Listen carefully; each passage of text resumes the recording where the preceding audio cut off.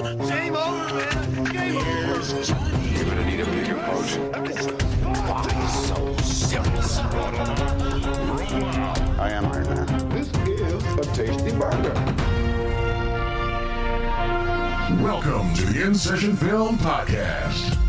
Welcome to this podcast review for June 8th, 2023. I am JD Duran, and I am very, very excited for this conversation for a few reasons, but one most prominently, you will notice that I am not with my normal co-host. They have all abandoned me to be with Optimus Prime by myself.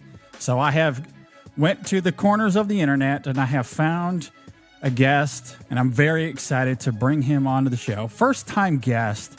Very excited to be joined by Brandon Wedig of Brando Critic that you can find on YouTube. Brandon, thanks for being here. Welcome to the show. Thank you. I mean, that intro is giving me chills. I was like just listening to all the different film references and just the InSession podcast. Like, oh boy, okay, got to bring my A game here. But I'm excited.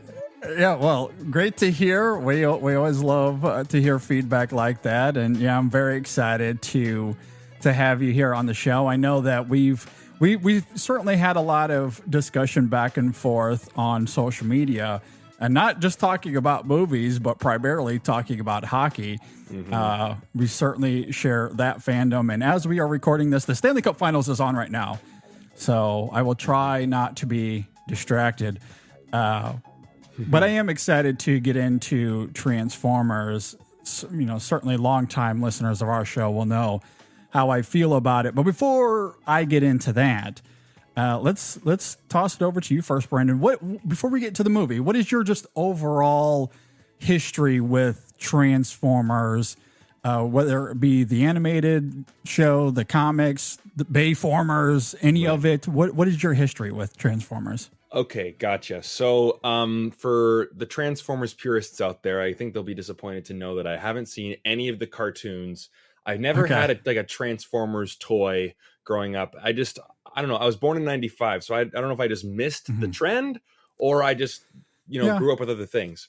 But being born in 95, the first Michael Bay Transformers in 2007 came out at the absolute perfect time in my life. I have a lot of nostalgia for that movie because, where I come from, we go from grade 7 at the end of elementary school to grade 8 in high school. There's no middle school. So when you turn 12 years old in the summertime, and you're just graduating grade 7 to go to grade 8, what's the movie that you want to see? You want to see Transformers. You're seeing a bunch of giant robots and explosions. Yeah. You're going through puberty. Of course, Megan Fox is in it. It's like, oh my God. Like, that was the perfect movie for me at that time.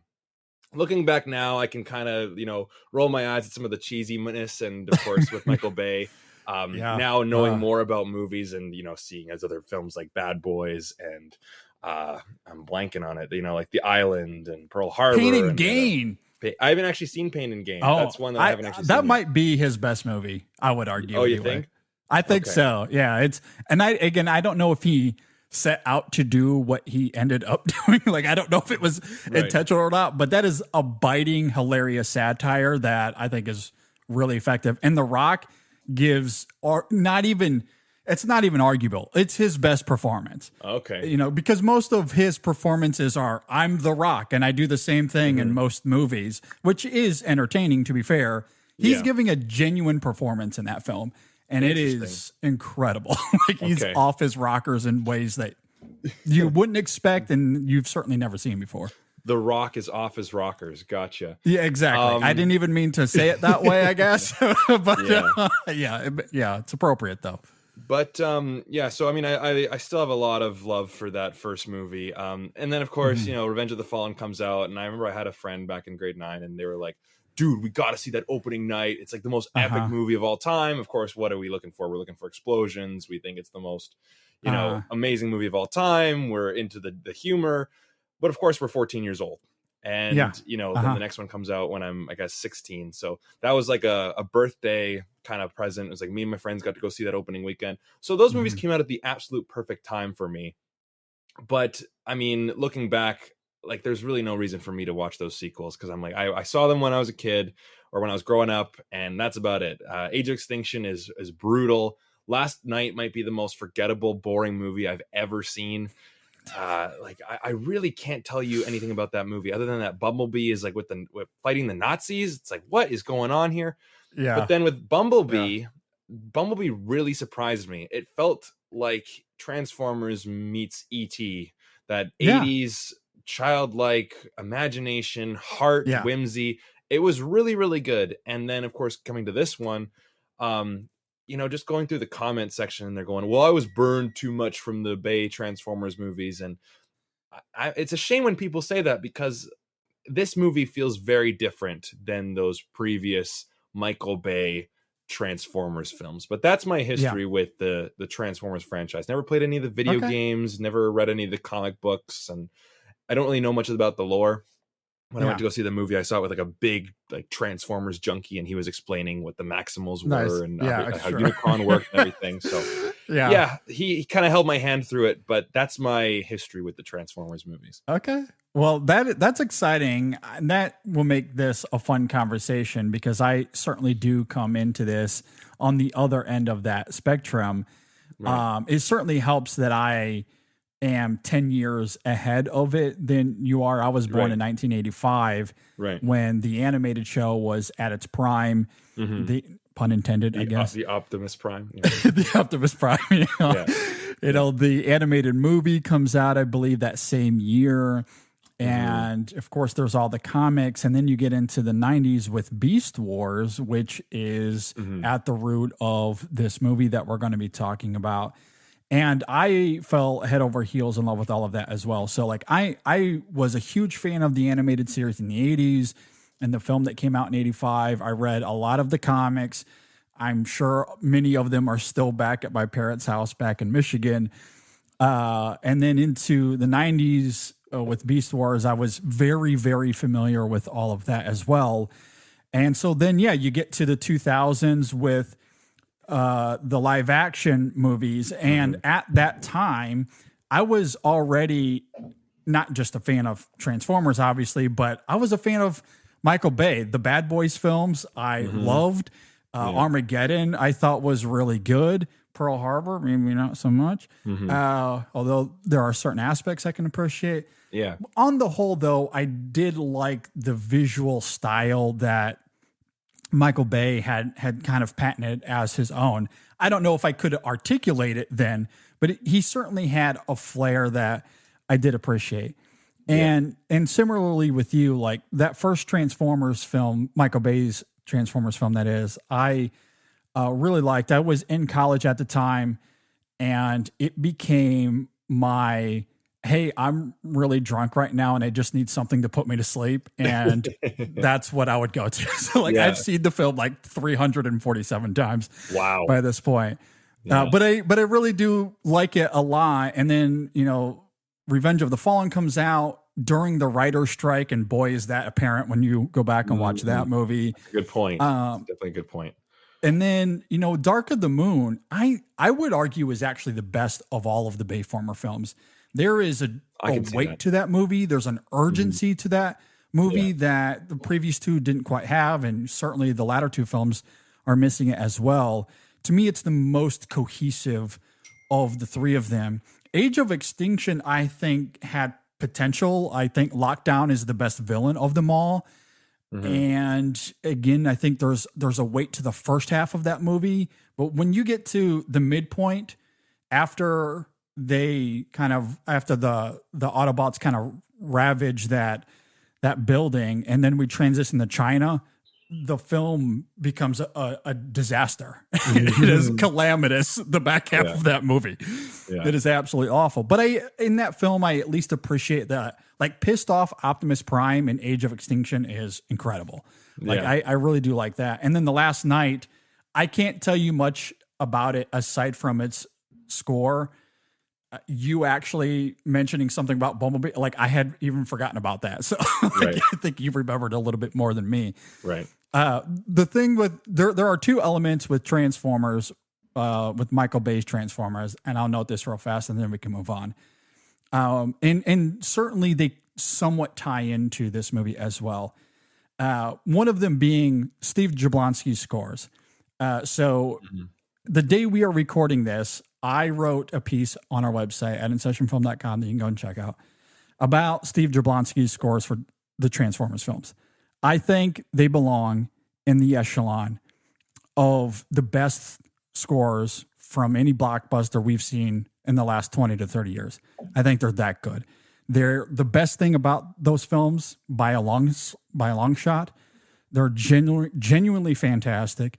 I wrote nearly 2,100 words about why I think they're really great. So there's certainly a lot to that piece. If anyone listening or watching this wants to go and check it out, I think the scores are absolutely mesmerizing. Yeah. And then the other thing to consider about Bayformers, and again, this is one of those things that mostly works in retrospective, but the visual eye of Michael Bay is kind of fascinating in hindsight, because you think about the visual landscape of cinema now, especially in terms of mainstream Hollywood. And a lot of these blockbusters we get now are nothing but CGI soup. And say what you will about Bayformers, and most of it isn't great. It can certainly be entertaining at times, but the films on the whole, they don't register like some of the Harry Potter films, for example, or Star Wars or Lord of the Rings. Certainly many other franchises you could talk about. But the visualization of those films, I think, is kind of fascinating, because there is at least a tangibility to them that I kind of appreciate now. Mm-hmm. Like, you go back and watch them through the lens of today, and they're much more like there's a heftiness to them. There's like the practicality of Michael Bay is undeniable. That dude loves to blow crap up for real. So yeah. there are buildings being blown up. There are cars thrown into buildings and into other things. Mm-hmm. And, now all of that is CGI.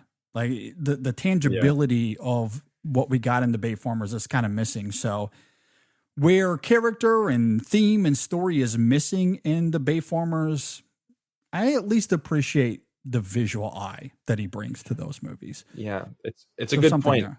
Like, I think one thing that I definitely look for now in movies is like a unique voice, and the Transformers movies, and you talked about the score, like I can immediately hum the theme. Yes. To the first Transformers movie, where I couldn't, other than the Avengers, I can't hum a single Marvel thing. A lot of it is very forgettable these days. Yeah, and I mean, I was talking about this, like, that's what you do in film school. You just endlessly discuss just the most random crap in terms of movies. And we were talking about film scores, and it's like the film scores that, I'm sure a lot of people grew up on, Star Wars, Back to the Future, E.T., every John Williams, and Hans Zimmer to a certain extent. I mean, like Pirates of the Caribbean, like I think is one of his best scores, because there's a hummability to it. There's like a tune, whereas, The Dark Knight, has a lot of just ominous tones. Yes, you do have the main theme, but The Dark Knight, I think, changed the way that movie scores really work nowadays. And there's no hummability anymore. Yeah. It's all about just the emotion of the scene, and just kind of there's no, oh God, what's the word I'm looking for? Yeah, I guess you think of Superman, the theme. You think of Indiana Jones, the theme. And yes, most of these are John Williams. I understand that. But, even Transformers, the Transformers theme right away. Mm-hmm.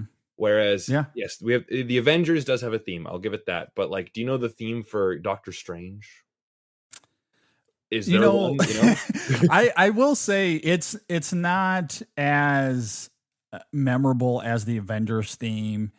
That and the sequel, I can't really speak to. The score to that film isn't super great. But Michael Giacchino's theme from the first Doctor Strange, I actually do know, and I think is very good. But you're also talking to a film score nerd. Like that's almost exclusively what I listen to. Right. But to your point, yes, I think if we went out on the street and we asked 100 people if they would remember, to your point, I don't think a single one of them would. Yeah, like even like James Horner comes to mind. Like I know I can think of the Braveheart theme. I can think of the Titanic theme. I can think of the Rocketeer theme. Like, those movies have themes. No, and yes, not every movie warrants a theme song, so to speak. But I do kind of miss that about movies. And I just saw The Flash last night, and it was a really nice callback to the days of themes. There were a lot of themes in that movie, and the music was just, I felt like I was watching a movie from the late 90s again. And I was like, this is just, I can't say enough good things about that movie. But anyways, we're not talking about The Flash. Yeah, we'll get to that certainly here in the next week or so. Yeah. But yeah, no, I agree. I do think on the whole, in terms of blockbuster filmmaking, a lot of it is CGI suit visually, and a lot of the music is tepid and mostly forgettable. There are occasions where I think it comes through and it's certainly memorable. Perhaps that's why I fell head over heels in love with Daniel Pemberton's score for Across the Spider-Verse, because that score is absolutely phenomenal. And that is astounding work that is just something that we don't get much of. And when I think back at the Bayformer movies, Steve Jablonsky's work is genuinely great. Like, those films really don't deserve the kind of craft that he puts into it. And not even just with the main theme, but certainly other things that I certainly break down in that piece, again, at InSessionFilm.com if people want to go and check it out. But and every one of those films kind of has its own identity. That's something I also wanted to inject into that piece as well, because yes, there's the main theme that is somewhat consistent throughout all five, but each one kind of leans into a different scale that I think is really good. So, and again, just because I went back and watched a lot of them leading to Rise of the Beast, and the tangibility of Michael Bay just blowing crap up for real. I kind of miss that. Like, we just don't see that as much anymore. I agree. He's not a great storyteller, but he's good with the camera. Like, he's certainly, like, anyone that saw Ambulance, what was that, last year? Yeah. Or any of his movies, really, like, he knows how to use the camera. Like, he's a cinematic filmmaker. Yeah. He just needs to work with someone that knows how to tell a story. I think is kind of the issue there. But yeah, like, I think isn't his background in like car commercials? Did I hear that somewhere? I don't know, but that would make sense to me. Yeah. Like I would believe that. Get this item to look cool. if that was all you needed to do, of course, Michael Bay is the person I'm calling. I'm like, okay, exactly. We're making this commercial for chocolate milk. Make this the most epic chocolate milk you've ever seen in your entire life. Michael Bay's your guy. Exactly. Yeah, no, sure. I completely agree with that. All right. Well, with all of that laid out, let's go ahead and talk about Transformers Rise of the Beast. This is directed by Stephen Cable Jr. It stars Anthony Ramos, Dominic Fishback. Of course, we have Peter Cullen back as Optimus Prime, Pete Davidson as Mirage, Ron Perlman as Optimus Primal, Peter Dinklage as our main antagonist here, and certainly others that come and go throughout the film. So this also takes place in 1994, which is like 6 or 7 years after the Bumblebee movie that came out a few years ago, I believe. Yeah. Something to that effect. So this is working as a prequel / reboot, however you want to label that. Brendan, what did you think about Transformers Rise of the Beast?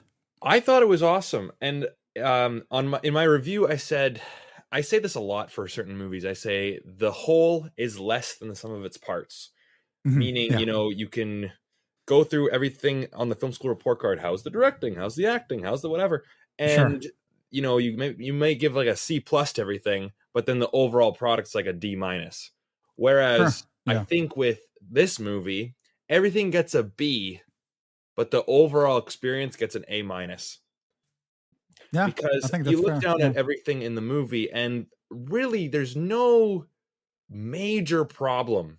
Like, there's nothing I can point to and go, like, that is terrible. That sucks. The closest thing I can do is maybe point to the villain and say, yes, they're Darkseid from Justice League. They are Ronan from Guardians of the Galaxy. They are the big bad henchmen, basically serving the bigger entity that is the evil force, Unicron, right? So Scourge is like just the other henchman. I will defeat you because I'm bad guy. That's the only real problem I have with the movie. I think everything is perfectly structured in its place. The characters are likable and they have some depth. Not too much, but they have the depth. The Transformers, they are cool and awesome. The action scenes are exciting. The comedy works. The story and the structure and the pacing, they're all good. The music is awesome. Like, it just, everything kind of lines up. Nothing fantastic, but the overall experience was like, you know what? That was really refreshing. Sure, yes, a lot of CGI in it, of course, but I walked out of that theater feeling extremely satisfied and nostalgic for the Michael Bay Transformers movies as well, because there are some callbacks, but again, yes, there is. Not like, this is the most emotional, intense movie you have ever seen in your entire life. It's just a solid action blockbuster movie. Yeah, it's just 2 thumbs up. Those are my bubble there. Love to hear that. And, forgive me for those that saw my video review on YouTube. I might be a little bit redundant here, but walking out of this experience, I had 2 distinct reactions to it, because if I'm putting on my critical lens, I agree with you. I think there are certainly things that you could nitpick here when it comes to the writing, which is pretty thin, the motivations of our antagonists and how that tethers to the Autobots and the Maximals and how they have to fight back against it. It's all rather trite and derivative. There's certainly nothing mesmerizing about the writing to this film. However, I will say when it comes to the human characters, and even with Optimus Prime himself, I guess, there are some interesting things going on here in terms of unity and togetherness and, like fighting for your brethren, but also coming to realize that the stakes are sometimes outside of yourself.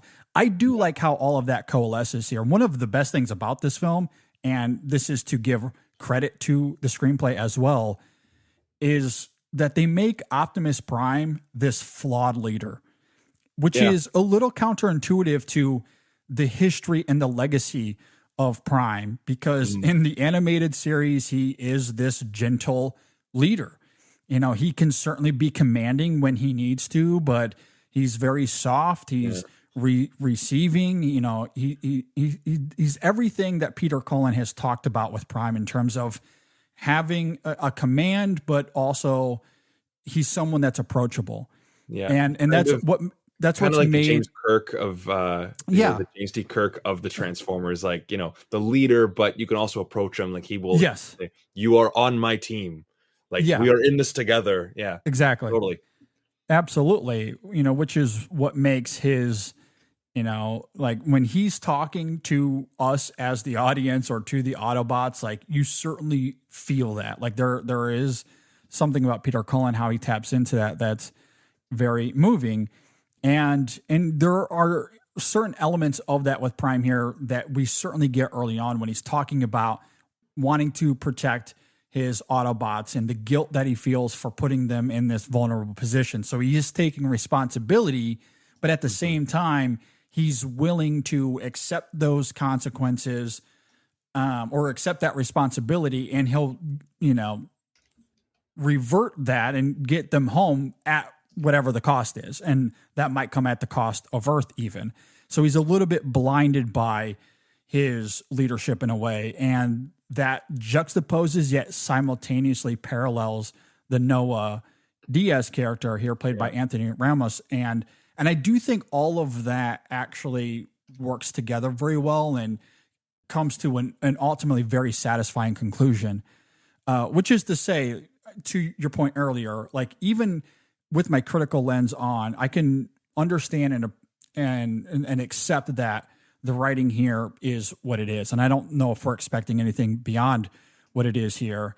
The visuals of this film, I don't love, especially compared to Bayformers. I think it does fall into that CGI soup that mainstream Hollywood is certainly known for right now. However, I do appreciate the Gen 1 aesthetic of the Autobots themselves and the way they maneuver, the machinations of the Autobots is more clean and seamless than what they were in Bayformers. So I will certainly give it credit for that. It does feel a little bit sharper.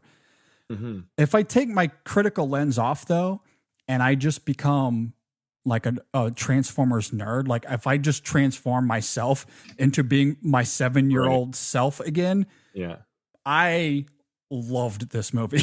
As a fan, I think the movie does a great job. And like Michael Bay, like Paramount did not hire Michael Bay to show reverence to Transformers. They hired him to make shit look cool, as you talked about, and to blow things up and get people in the seats in that regard. And so he wasn't as concerned with cameos. He wasn't concerned with Easter eggs and showing reverence to the legacy of Transformers. This film is. This film cares about that, and I think does a great job with it. So as a fan of Transformers, as someone who grew up with it and was obsessed with it as a kid, I felt like a 7-year-old again in the theater, and that's probably the biggest praise I could give it. Yeah, I mean, that's the thing. Like, I was thinking after I got out of that theater, I said, you know what? If I had kids, like if I had like, boys that were like, 8 to 14, 15, like this is the movie I'm taking them to see. And I'm thinking if I was that age, that would be the movie that I wanted to see. Like I felt that way watching the movie, and I'm thinking like, like the second act, I said the movie kind of got in its own way. We got to find the thing to get the thing to find the thing. And like, it's like, it's just, like just the movie is kind of getting its own way. It's kind of like, if I had an analogy, it's like the car is running smoothly, and then in the second act, it got like wooden ovals for tires. Just it's like, oh, we're kind of getting there. And then at the end, like I just got into the action. I got into like the emotion of the character, even though it's hitting you over the head with it. Like that's some really Roland Emmerich stuff. Like, I'm your brother, I love you, and we're it's not brothers. subtle. It's not subtle. No. And I'm thinking, this is definitely for normies, just like, oh, wow, it's so emotional because they're brothers and I have a brother too. I connect with this movie. But I'm like, yeah, but who cares? Like, I'm totally in for it. And that's the thing too. Like, I think when a movie, when you're able to kind of dismiss the problems, even though you know that they're there, but when you say, who cares? Then you just go for it. Like, if I was in real cynical brain mode, I said this in my review, the song Hypnotize by Biggie Smalls is in the movie. And the movie takes place in 94. That song wouldn't have come out yet, but it's like, who cares? Like, that song's good. Like, whatever, but I do know people, and I'm sure that you guys get this too, like in your comment section, like, oh, the movie sucks because of the, like, they'll try to find every single thing wrong. It's like, well, then you make a better movie then. So, but that's the thing, right? Like the overall experience of the movie, I thought the heart was in the right place. It wasn't oozing with criticism. It was that you could tell that there was a story that they were trying to tell here about, brotherhood. And like you said, with Optimus Prime, it seems like he's like the Optimus Prime before the Optimus Prime that we know from the cartoon. He's learning. He's learning about it. And I think, we all have to learn to become the people who we want to be. And the kind of the duality there between him and Noah Diaz, I thought was actually like, oh, you know what? I see you, movie. I see you trying some bigger themes. Good job. It wasn't, it wasn't like some Christopher Nolan level, deep, complex character study. It's not just like, no sacrifice, no victory. It wasn't as on the nose as that. So I thought that it had a good balance. And, I agree with you there though, that, the Michael Bay Transformers did have more of a unique look to them than, like you said, like the CGI soup. But I did like how simple it felt. The action did feel very simple, even though the end battle did kind of feel like Endgame because they're fighting on like some like dirt, kind of gray crater looking place. Yeah. And I was even thinking like that. It's like, okay, this is the end game of Transformers because it's in the same place. Yeah. Y'all got to get to that one thing in the middle. But yeah, like it was a fun movie. And I want to ask, without spoiling it, what do you think of the after credit scene or the pre-credit scene? You know what I mean? Yeah, I don't love it, but I'm willing to also hold and reserve judgment until I see what comes of it, because I don't, we've seen this happen before with the Amazing Spider-Man movies, for example, where something is teased and then nothing comes to fruition. And I don't know if this is going to make enough money. I hope that I'm wrong, but I don't know if it's going to make enough money to warrant another franchise that they're trying to establish here. But we live in a world where IP reigns supreme, and they're gonna go for it. And it felt really out of place. Like if they would have left it, I guess, as the end credits little tease, a la, we're going after the Avengers Initiative, like that kind of thing, right? Then I would have been okay. I would have been less kind of eye rolly with it, I think, but it's before the credits, so it's technically part of the movie as it kind of wraps up, and it's I don't know. I see your point there. But I would say though that like the Amazing Spider-Man 2, like that's not a movie.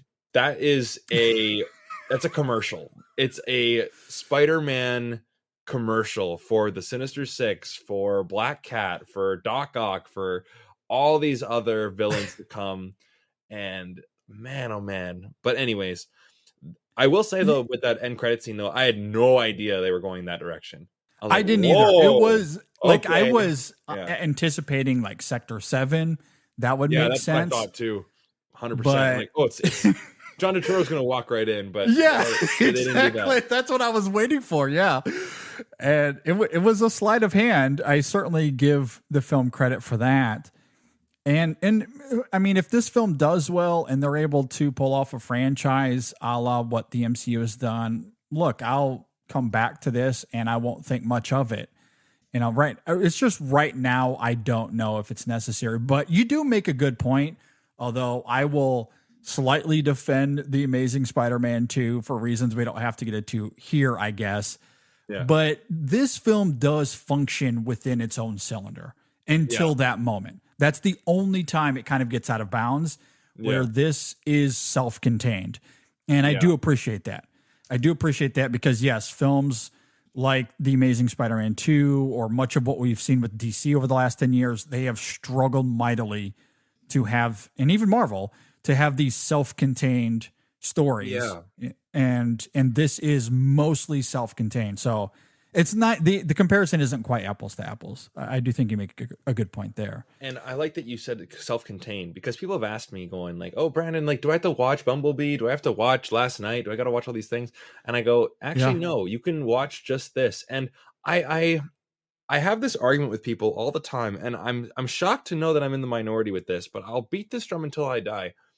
If you have to do prior research before watching a movie, the movie fundamentally is flawed and falls on its face, because a movie should give you all the relevant information to tell the story it's going to tell. Yes, you will understand it more. Like if you watch A New Hope, you'll understand an Empire Strikes Back more. Or The Empire Strikes Back, I should say. But you can watch The Empire Strikes Back and understand what's going on. They introduce Luke Skywalker, they introduce Princess Leia, they introduce whatever. Yeah, in this movie, there's one line of dialogue that ties it to Bumblebee. That's it. That's it. Yep. So, I've been told by people like, this Star Wars movie makes sense only if you watch the eight seasons of Clone Wars, and you got to read this comic book, and then it makes sense. It's like, why the hell would I do that? You know? So it's like, just forget it. So, and that's the thing with Marvel now too, where it's getting into that category where it's like, well, in order to understand movie X, you have to watch TV show A, TV show B, and know movies C, C, D, E, and F. And I'm not a big fan of that. Sure, you can reference things, and yes, it can be a sequel, but really, a great movie, I think, is self-contained enough that you can understand the core story. And I think Transformers: Rise of the Beasts does that, because you can go into this without seeing a single Transformers movie and understand the core story. Does that make sense? No, I think that makes a lot of sense. And continuity can be tricky because when it's utilized properly, we get some of the best films in the genre, right? Yeah. I mean, when you talk about, Empire Strikes Back, or for me, The Force Awakens, I love how that film subverts the mythology of the original series. Or more recently, you think about Guardians of the Galaxy Volume 3. Yeah. Which is a little bit of a balancing act of being a self-contained story. It doesn't rely on a larger MCU ethos, but the emotion of that film is felt when what had happened in the previous two Guardians films and in some of the Avengers movies. So it's enhanced. Yes. Yeah. Like that film and its true potency at 100%, it's the most effective when you've already experienced those other movies. But that's the thing with continuity. Like when it utilizes it well and it tells a good story and it's self-contained enough that you don't have to watch like 100 movies, then I like when franchises can, build upon itself to make the next movie better. Yeah. But as we've seen, there are a lot of movies that do it poorly. And then it just becomes tiring. And I think the MCU is somewhat fumbling that at the moment. I think that's where some people are getting tired. But, movies like Guardians of the Galaxy Volume 3 and even what we've seen with Spider-Man Across the Spider-Verse, how that has its own identity, but the way it also taps into its predecessor is pretty seamless and borderline brilliant. And so I there is certainly hope that, with good writing and good directing, these franchises can certainly elevate themselves as they go. And Transformers: Rise of the Beast isn't trying to be anything other than what it is. And I do appreciate that. You made a great point earlier about how it's not trying to sink below a certain threshold. And yes, if you were to talk about the direction, the writing, the performances, everything still is around a B in terms of quality. And the film does care about those things, but it's also not trying to be Citizen Kane either. Like it knows that it has to fill the middle with fluff so we can get from the beginnings of New York to whatever Zion we're in the third act. I don't even know where we are in terms of geography. And it's all done prosaically. It's, visually whatever, but there's still a lot of fun because of how the film builds to that point in terms of character and even its themes, as, unsubtle as they are. I still think the performers give credence to them with Peter Cullen and how he taps into Optimus Prime as, yes, a leader of the Autobots, and they certainly revere him, but he's a flawed leader in this film, which I appreciate, and how that rubs up against Noah. Like there's conflict there that the film does a great job of maneuvering through. So when we get to those final moments at the end, regardless of what it looks like visually, at that point, I don't care. I'm emotionally invested because of the storytelling here, which is refreshing from Michael Bay because he never cared about story, and and the performers here, and the performances of the Bayformers are also a little uneven, but I think the performances all around here are pretty good, borderline great at times. So all of that to me makes for an effective film. So I can put on my critical lens and see where the film is kind of swinging that pendulum. Yeah. But it also taps into Transformers nerdom in ways that is great. And I don't want to get into spoilers, I guess, so it's hard to reveal the specifics of them. But there were more than a few times where, as a nerd of this franchise, I was geeking out pretty hard. And I had a great time because of that. Yeah, and I agree with you. How actually, well, there's two things I wanted to bring up. When talking about how self-contained it was, yeah, like you said, Optimus Prime is a flawed leader, and by the end, he grows as a character Yeah. and understands more about fighting the big evil as one, not necessarily I got to fight the evil for myself and my own needs, and then that will clash with why Noah wants to defeat the Unicron Yeah. bad guys and everybody. Mhm. But yeah, and like we were talking about with the pre-credit scene, that was the first time where it was kind of setting up the sequel, where I find that a lot of movies, and I can point to quite a few examples, there's giant chunks of the movie that have nothing to do with the actual movie that we're watching. It's just setting it up for the next show. I mean, like the most egregious example recently was like Black Panther, Wakanda Forever. The woman who is at MIT or whatever, and she's making that Iron Man suit or whatever. Yeah. That has absolutely nothing to do with the movie. And it's like the movie's going like this. It takes a giant detour, then comes back. Yeah, that's And, setup is what that is. Yeah. That's complete 100% set up for something completely Young different. Avengers is what they're doing there. Yeah. Yeah. So it's like in Transformers Rise of the Beasts, you're telling the one story and you're on track. With the pre-titles or the pre-credit sequence, it goes off like this, going, okay, well, now we're going to set up, like, we're going to bring in this stuff. And go, okay. But at least they did it right at the end. And it wasn't like you put that at the beginning of the movie, and then you're like, what the heck? And then you're just questioning everything for the entire movie. So I like how streamlined it was. And I was talking with a friend about this last night, how, of course, being in the film community, I'm sure you hear certain phrases. You start to hear certain phrases over and over and over again. But when you really dissect them, you're like, what does that actually mean? And the two phrases that I hear a lot are, well, it's a good movie for what it is. Well, what does that mean? Like, it's a good movie for what it is? Is it a great movie and it's still great? Or is it terrible, but it was not trying to be great, so it's still good? And the other one is, well, when I go to the theater, I want to turn my brain off. I want to turn my brain off and have fun. And I really despise when people say that, because it feels just kind of like a blanket statement when they don't actually have an opinion. Yeah. But they're right here. Which kind of like, okay. Yeah. So again, you're not trying to tell like the world is ending. Like this is going to be like the biggest stakes ever. It feels simple and it feels contained and it feels, I don't want to say cute, but when you have those Bay Transformers, how just they're bigger than life and they're, I don't want to say bloated, but just, you can't contain the Michael Bay Transformers movies. You have to see those on the biggest screen possible. But with Rise of the Beast, it feels way more streamlined. It feels a lot more cohesive, just really well structured, like a really good, you follow the Lego instructions perfectly. You're not putting all these extra things in there. And so it's good. It knows exactly what it is. And if you're dissecting it, you can tear this movie apart. Right. Yeah. But it is proficient. It's proficient given its goals.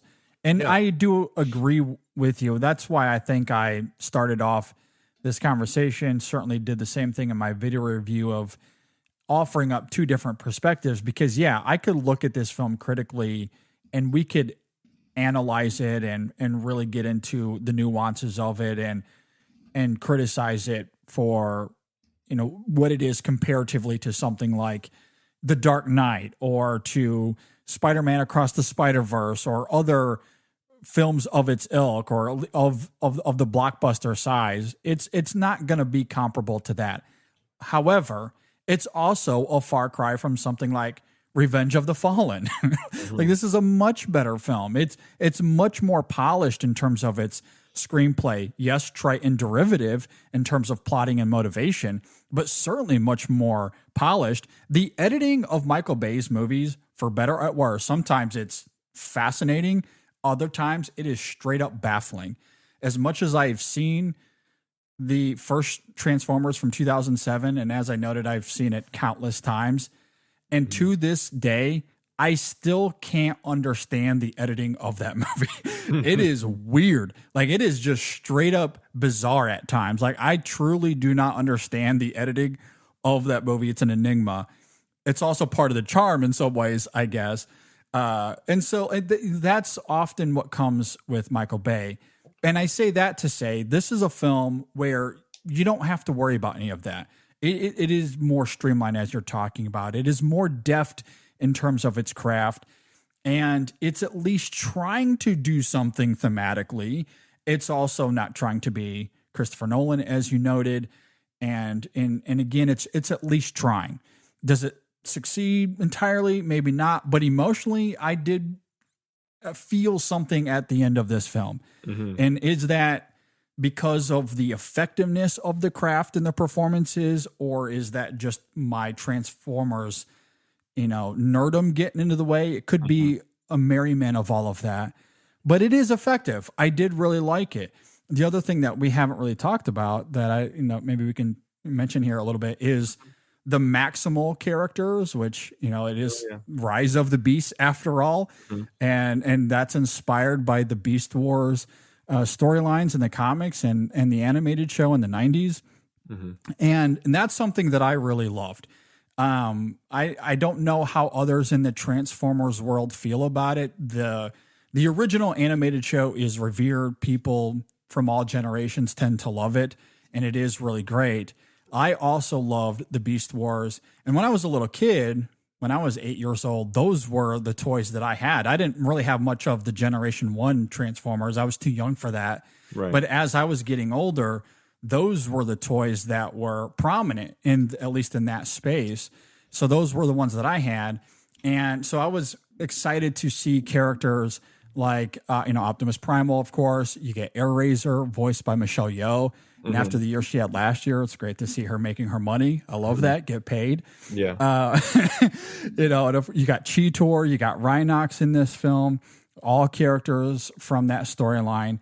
They're perhaps a little bit underutilized. We get more with Airazor in this film. But I really did like Primal, though, because he was a nice, I don't know if juxtaposition is the right word, but certainly a complementary piece to Optimus Prime, who, as we've noted a couple of times, is kind of this flawed leader in this film. Primal, on the other hand, he has all his ducks in a row. All his T's are dotted, all his T's are crossed, I's are dotted. Yeah. And like he is someone that you will follow into battle. And I love how they flesh that character out here. And Ron Perlman is really fantastic in his vocal performance. And in terms of the nerdy Transformer stuff that happens here, again, this is just a line of dialogue. Man, I'm tempted to spoil it, but I guess I won't. But there's one moment as they kind of lead the charge going into battle in the third act. It's a quick little line, a reference to the animated film, or the animated series, excuse me. And I damn near fell out of my seat. Like, it was just so cool. Like, that was me being 7 years old. And earlier you mentioned, if you had kids, like when they're 8, 9 years old, this is the film to take them to. I went to this presser with my 7-year-old.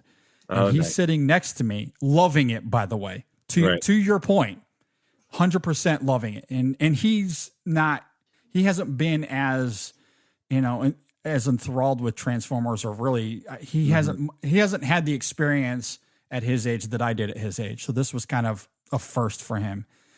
But it was a little poetic, though. Like, I transformed into being a 7-year-old while my 7-year-old was sitting next to me. It was cool. Like, that's the kind of stuff I really liked about this movie. Yeah, like, and that's kind of the heart of it too. Like, I was actually talking with one of my other YouTuber friends, like, just because he reviews video games, and we were talking like, you could go like, well, the graphics aren't the best and the controls aren't, like, sure, whatever. Yeah, but it's an art form, and the experience between art and experiencer, it's that middle ground that you have to try to articulate. And at the end of the day, that's what art is supposed to do. It's supposed to give you an emotional response. If it's if you feel excited, if you feel, sad or happy or whatever, then the movie did something. because if you think about it, you're just sitting in a room full of like 200 or 300 other people staring at a screen for 2 hours and you go home. It's not very exciting, but like you see an action movie because you want to feel excited. You see a comedy movie because you want to laugh. And it's that emotional journey that you want to take. So, and that's when you were talking about, you can put on the critic brain or critic hat and like start to pick it apart and everything. But if you feel something, like that's an involuntary human experience and you can't deny that. You can lie about it all you want and say, the movie technically isn't good, so I guess I don't like it. But it's like, I saw you in the theater, you were clapping, you were smiling, you were laughing at the jokes. Like you can't deny that. But in terms of the fandom, I've always been one going like, if I've gotten into arguments with people and people say, well, it's because you're not a fan. This movie was made for the fans and you're not a fan, so you don't like it.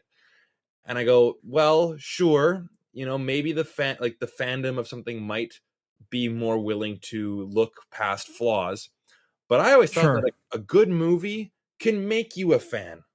Yeah. Oh, yeah, I agree. 1,000%. Yeah. Like I've never seen Beast Wars, but afterwards I'm like, I wonder like how AirRaiser and Optimus Prime will actually interact with the other, Optimus Prime and Bumblebee in the show, and like what the background of that is. And it's very different. The lore is very different. And honestly, like in Beast Wars, like they don't ever interact with Prime and Bumblebee and those characters. They're kind of isolated. It's its own self-contained thing, really, which is fascinating on its own. Right. So to see them together in this film, I was wondering if they were going to bring up the whole Optimus Primal thing, which they do, and that was a fascinating little nerdy thing because they never interacted in the show. Right. So, and obviously Primal was named after Prime in the show. It's essentially the same character, just visually different. Yeah. And so like to see like those little things is fascinating. And it's almost, in some ways, I'm curious to hear how someone who hasn't seen Beast Wars see it now, because the animation it was done through like this 3D animation, which at the time was, state of the art. Now, not great. Like it doesn't, I don't think the animation holds up, but the story's still fun. So, it's still curious to hear from those that do go back and see it. But to your point though, I completely agree with what you're saying though. Yeah, I'm looking at some of the pictures here, and I don't know if actually it was in the States, but did you guys ever have like the Donkey Kong Country animated TV show? Like, do you know what I'm talking about here? I don't know if I do. It was, I know that it was animated in Canada, but I don't actually know if it was released anywhere else. Like it was in Canada and Japan. But it doesn't sound familiar. It's the same kind of like really cheap looking animation. Like it's, I'm embarrassed to say how much I actually watched that as a kid, and I go back, I'm like, this is just pure hot garbage. but it kind of has that kind of same animation style. Like it was in the late 90s, early 2000s. That animation style was like, it was pretty popular in children's, especially like boys TV. Yes, I mean, So I mean, it was cool at the time, like as a 7-year-old watching that show, or however old I was. I loved it, but I mean, as an outsider, I was thinking it is a little weird to see a Transformer gorilla.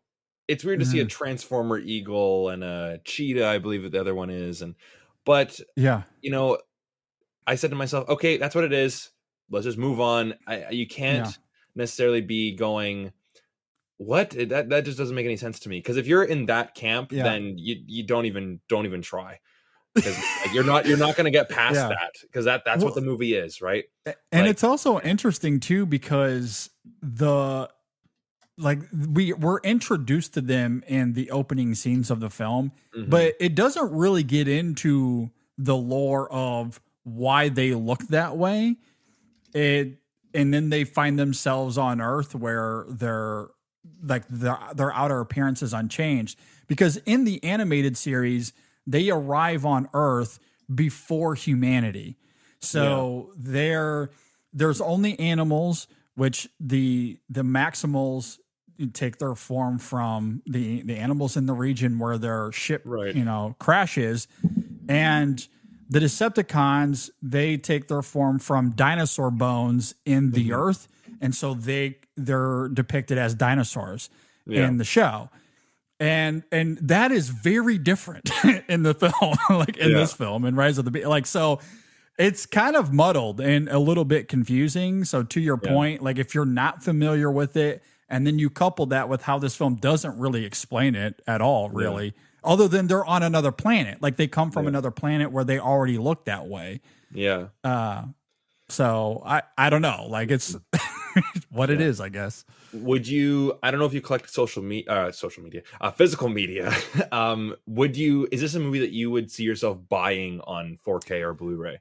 I mean, I will, because again, I'm a nerd of this stuff and I just love Transformers. So I don't know if I'm the best one to ask, right, as much as others that are maybe not as familiar with it. And, so I don't know. It's tough to say, but yeah, I mean, I will be buying it when it comes out, just because I love that kind of stuff. And as I said, it made me feel like a kid again. Yeah, like I was going through my collection recently. Like I have a bit more time on my hands, and I was going through my collection and just going like, okay, I just want to own the movies that I know I will want to watch again. And if I buy any movies, I know that I will want to watch this movie again, and maybe even a second time. Yeah. And I think Transformers Rise of the Beasts does fit that mold. And I think that's a good testament to that's the best praise I think you can certainly give it, especially if you come in not knowing some of the history like I have. So that is fascinating. Before we get to final thoughts, though, I did want to ask you this, because we haven't really talked about him yet. Okay. Pete Davidson is a big part of this movie. Right. He voices Mirage. And Mirage is on. He probably has the most screen time of any Transformer here. Yeah. What did you think of Pete Davidson in this film? I thought he was good. I think he might be my favorite Transformer, only because he is the most relatable. He is really trying to have a connection with Noah Diaz, Anthony Ramos's character. Like he's trying to do the fist bumps. Like it's like, whoa, dude, chill. Like he's speaking in Earth speak, right? Yeah. Bumblebee is, obviously the OG in terms of the Michael Bay films, and of course the film Bumblebee. And he is kind of like that puppy. He acts more as like a pet to Sam Witwicky and Haley Steinfeld's character. I forget her name in the Bumblebee movie, but Bumblebee is more of a pet, and Mirage is more of like a best friend, a buddy, like some dude you can kind of hang out with. Like they use that shot in the trailer where Noah kind of like walks out of the car and keeps walking really cool, and then Mirage kind of transforms and he's like, "Oh, what's up, guys?" Like, so and what I liked about it is that the jokes in the movie weren't like forced. They weren't like laugh a minute riots. There were a lot of like really cleverly paced or cleverly put jokes. And yes, they can be sexually innuendos. Yes, they can be kind of the the Step Brothers kind of dumb humor, bottom of the barrel jokes. But they timed them perfectly. And the best comedy, or at the essence of comedy, is timing. And I think he's got great timing. And I think Pete Davidson's a really funny dude. So I thought he brought his own charm to the role. And I thought he was awesome. Yeah, I'm completely with you. I really liked him in this film. I know he's a little bit of a polarizing figure with some, but I think he is quite immersive here. If you don't know who's voicing Mirage, although we just told you who is, I don't think that you would really know. I think he does a really great job of disguising himself here. Yeah. Perhaps the sound mixing is a part of that. But again, going back to the craft and how proficient it is here, it certainly speaks to the character. And you're right, in terms of the humor and how Pete Davidson taps into it, and even the writing itself, it is pretty seamless. And I think it's mostly quite effective here. There's one joke I won't get into, but Mirage references something to a body part, and my 7-year-old leans over to me and goes, he's talking about his penis. And I about died. Yeah. And that's the So- thing. Like it's that's the jokes. Like those are the jokes Yeah. that it's going for. But it's not. You don't cringe when you hear them, and you're not rolling Yeah. your eyes. And I'm actually like laughing, and I'm like, aha, like he's that kind of guy. He'd make those kind of inappropriate jokes, and I actually forgot that it was him because I saw the pictures from the premiere, and I'm like, oh yeah, Pete Davidson's there. Like, oh, that's cool. And then I completely forgot about it. And then when I was doing the review, I was looking up on IMDb. I'm like, oh right, Pete Davidson was Mirage. I didn't even clue in. So Yeah. that's the thing. I think sound mixing is probably a big part of that.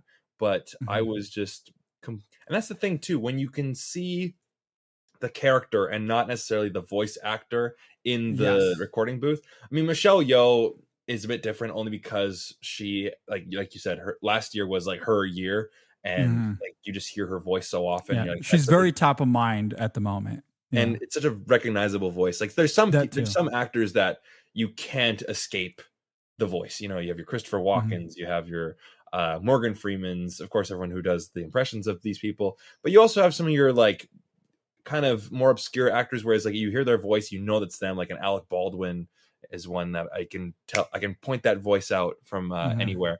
But Pete Davidson in this movie, you totally forget. And I think that's actually a good thing because you're not seeing like, oh, it's Pete Davidson doing jokes. I agree. No, I'm wholeheartedly with you. Like all I saw was Mirage throughout this film. And to what you were saying earlier, I think what's fascinating with him here is the interactive nature of him and how he's willing to form this bond and this relationship with Noah, which is so distinctive from any other Transformer aside from Bumblebee, who obviously has a long history with what we see with Sam in the Bayformer films. And you noted the Bumblebee movie a few years ago with Haley Steinfeld there.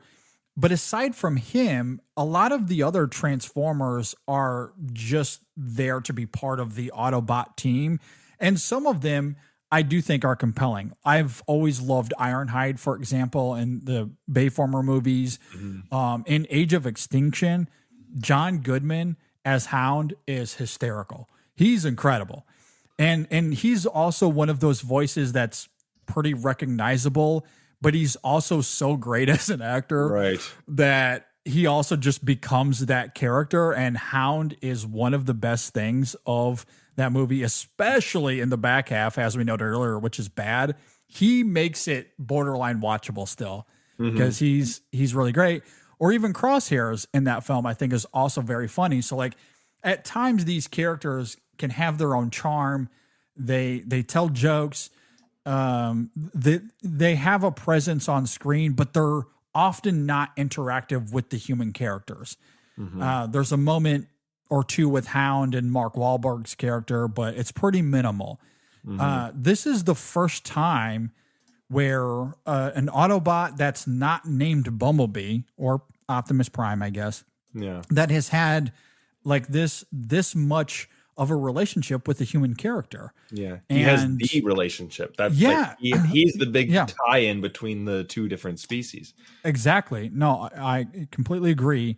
Yeah. And so you need Pete Davidson to bring that charm and to bring that energy to Mirage and that kind of rebellious but fun nature that he is.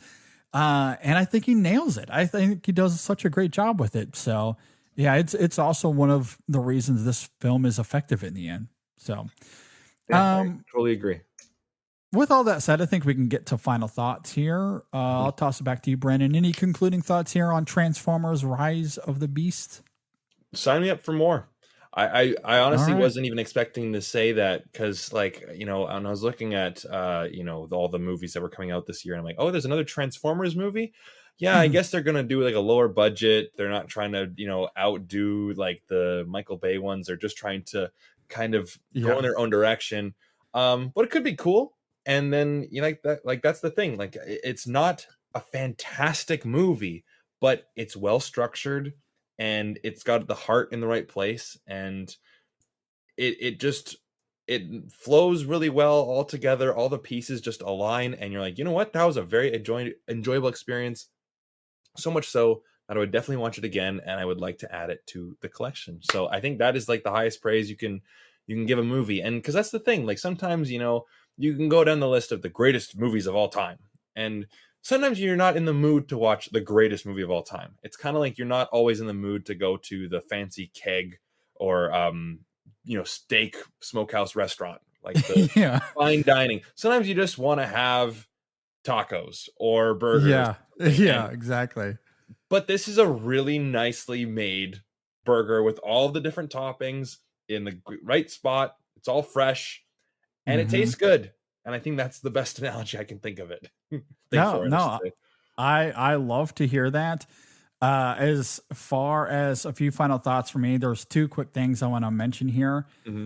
Because we haven't talked about Bumblebee too much in this conversation. And honestly, kind of appropriate, right? Because not going to give away spoilers, but Bumblebee isn't in the film as much as he's typically been in these movies. There's a dramatic component to that. Again, not going to get into spoilers. However, I will say when things crystallize with that character, I'll say vaguely, it was immensely satisfying. As a critic, I still like it with my critical lens on. I still think it's effective from a writing perspective or from a dramatic storytelling perspective. But also just as a Transformers nerd, they do things with the character there that is just fantastic. And coupled with that, you know, because another thing we haven't mentioned here is the score. We raved about Jablonski earlier. I don't know if the original score here is anything memorable on the whole, although I'd like to go back and listen to it outside the context of the film because there are a few cues that I did like in the moment. But on the whole, I wasn't sitting there as jaw-dropped as I was with Jablonski's scores. However, I say all that to say, when we get to Bumblebee and how things crystallize with him at the end, the score does invoke Steve Jablonski, and it is phenomenal. Like, it is so good. And I know what you're talking about. Yeah. I know what part you're talking about. I didn't expect to feel that way. You know, it's like a nice little callback, and you're going, oh, like I was like, all right, I'm gonna watch a Transformers movie. I didn't expect to be clapping in it. You know, And that's exactly how I was too, because you know, and maybe this is done intentionally, you know, to give it credit, because the score is distinctive. It has its own singular identity that's not Jablonski, and I don't necessarily need it to be Jablonski. I do appreciate that it's having its own identity. So when it does invoke Jablonski, it is a little bit of a sleight of hand. Like, it somewhat comes out of nowhere. And so it's like a punch to the face when it comes, and it's fantastic. Really, really good stuff. So yeah, a lot of the third act of the film, despite how prosaic it is visually, I think dramatically and emotionally, there's a lot to it that's really good. And that's just credit to Stephen Caple Jr. and his storytelling here, the performances and how committed they are. And just the overall fun of the movie. They make it engaging. So when all of that starts to form at the end, it is felt. It is felt despite, you know, whatever it is visually. So I liked it. I'm with you. I found myself clapping at times. I can't wait to see it again. And yeah, so Transformers Rise of the Beast, we have a written review of this up at the website at InSessionFilm.com. As I noted earlier, I have a video review up on our YouTube channel if you're watching this on the YouTube, and I have a written piece. I wrote almost 2,100 words on Steve Jablonski's scores from these movies. And it was one of the best things I feel like I've done since we started InSession Film.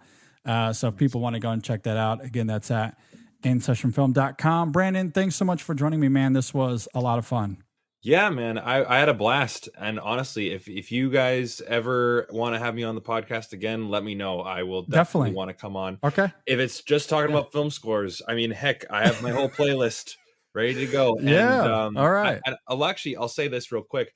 a lot of people actually don't know this about me, but I was in concert band and jazz band for like 6 years. I actually played trombone, so we did a lot of jazz music, but we did play a lot of Star Wars, Pirates of the Caribbean, a lot of John Williams. So like, and if you look at my favorite movies of all time, all of them have unbelievably good scores. Like they're always up there, and that's such a big part of the movie. And speaking about that, like I showed my girlfriend JFK, the Oliver Stone film, and I forgot how freaking good that score is by John Williams. Oh my god, it's one that no one really talks about, but yeah, if you even want to talk about that, I'm totally down. But this was a lot of fun. Yeah, no, love to hear that. We'll definitely have you back. I'll probably pick your brain regarding film scores, because the one thing I go into in my piece is that I don't have that musical background. I can't talk to you about film theory. I don't know the jargon. I'm just a film score nerd. Right. And so I do my best to talk about it in my layman terms, because that's all that I know. Right. And I love them and will defend them. So would certainly love to hear your thoughts coming at it from that perspective, for sure. Yeah. Tell us about your YouTube channel, all the stuff you do on the internet. Where can we find you on social media as well? Yeah, so basically any social media platform that you can think of, it's at Brando Critic. I've really streamlined my content recently. So instead of just doing the movie review and putting my face in the thumbnail and going, because then you're just like everybody else, I've kind of changed that to going to, does it suck? Because at the end of the day, the reason why you're clicking on a video, like a movie review, before you see it, you want to know, does it suck? Because you don't want to waste your money. You don't want to waste your time. Yeah. So I think of my job as, okay, I saw the movie, and if people are on the fence about it, because sometimes people just know they're going to be watching that movie. Sometimes people even know what they're going to think about the movie beforehand, which I think is a bit problematic, but that's another discussion. Sure. I always want to go, okay, well, here's my background. Here is how I'm viewing the movie. Here's what I liked. Here's what I didn't like. And I can recommend the movie to a certain group of people, because I fundamentally believe that every movie has at least one fan. It might be just the filmmaker's mother, but they have one fan. And I'm sure that we all have that one movie that, is getting panned by the critics. No one seems to like it. No one seems to remember it, but it's like, I like that movie. And sometimes those movies come out of nowhere. So it could be the biggest movie of all time, or it could be a little indie, obscure little movie. Just giving my own personal thoughts on it. And I'm not trying to, use a bunch of film school jargon. Sometimes I will use that as like the objective argument for a subjective claim. And that's one thing I always believe too, is that, it's art. It's the people who will say, though it's a fact that this movie is better. They know nothing about movies. They know nothing about art. You can have that argument until the cows come home. This is what I think of this movie. I believe it to be this. Yeah. And that's all you can really do. So that's kind of one thing that I always want to bring to my videos and to my reviews is, this is just how the film affected me. It might affect you the same way too, because of A, B, and C. Yeah. And if we agree, or if we disagree, let's discuss it. And there's no judgment unless you kind of come in with that I am right, you are wrong mentality. So it's a fun, I try to create a fun atmosphere for that kind of stuff. So it's great. Yeah. Instagram, Twitter, TikTok, YouTube, Brando Critic. That is my handle everywhere. Yeah, definitely go and give him a follow. Really great stuff. And I've been enjoying watching your videos. So thank you. Definitely encourage people to go and check it out. Subscribe to the YouTube channel. And I do love that perspective, because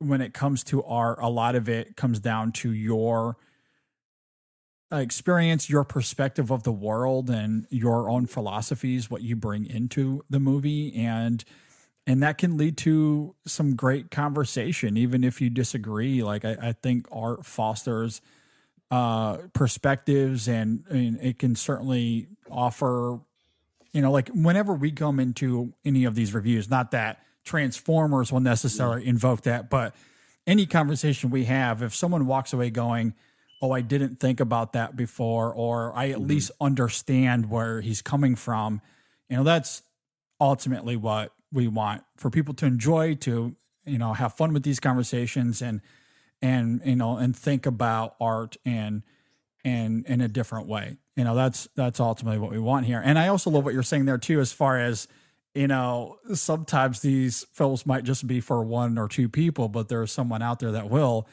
and I joked about this earlier, but yeah, I'm the one person that will somewhat defend the Amazing Spider-Man 2. I kind of like it. Yeah. What I mean? I was in that boat for a while. I will admit, when I first saw that movie, I'm like, this movie is awesome. And it took me quite a few times watching it for me to kind of go, it's a mess. It is a giant dumpster fire of a mess. I just think it's a fun rom-com. Like, I think as a rom-com, it's pretty good. Yeah, that's pretty good. And it has a phenomenal score. And yeah, that's the other thing. Yeah. Like, in a vacuum, it has things about it that I think are pretty good. Even if on the whole, it's still. Yeah, I think so too. I really do. Yeah. At any rate, thanks for joining me. This was a lot of fun. Be sure to stay tuned for, the main show episode this weekend is 5:38. I don't know if we have any sort of plans yet as far as what we're doing. We might do something movie score related, actually. I'll have to talk to the guys about it, but we'll certainly have something in store for episode 538 this weekend. Again, go and check out all of the fun Transformer stuff that we have at InSessionFilm.com. Thanks, Brandon, for being here. This was a ton of fun. Big pleasure. And we'll definitely get you back on. I had a great time here. So thanks for watching, everybody. Thanks for listening. We'll see you next time on the InSession Film Podcast.